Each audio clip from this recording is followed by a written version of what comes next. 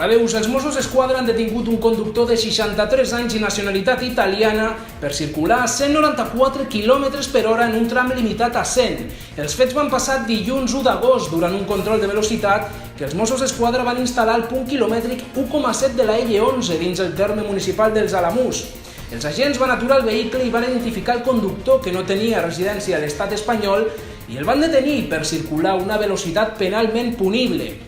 El vehicle, un Mercedes de gamma alta, va quedar immobilitzat a la comissaria de Lleida.